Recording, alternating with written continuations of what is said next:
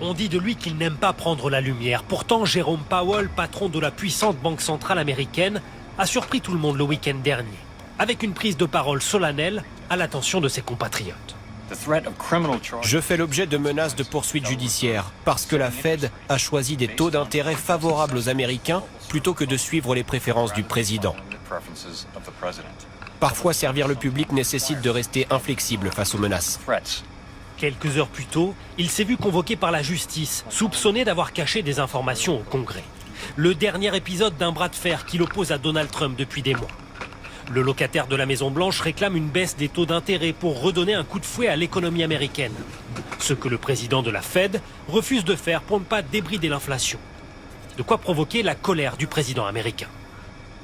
On réfléchit à lui faire un procès pour incompétence.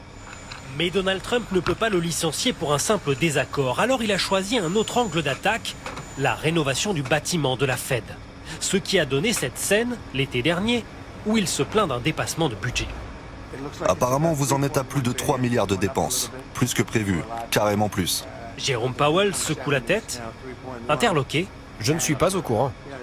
Ça vient juste de sortir. et reprend le président. Personne ne dit ça à la Fed. Nommé par Donald Trump lui-même lors de son premier mandat, Jérôme Powell, réputé pour son sérieux et son intégrité, a été reconduit par Joe Biden. Ce républicain modéré paye-t-il son refus d'accéder aux demandes de Donald Trump?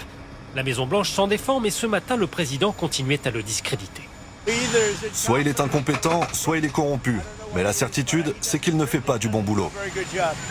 Ces attaques à répétition ont provoqué de l'instabilité sur les marchés financiers. Elles ont aussi suscité des critiques chez les personnalités économiques de tous bords et même jusque dans les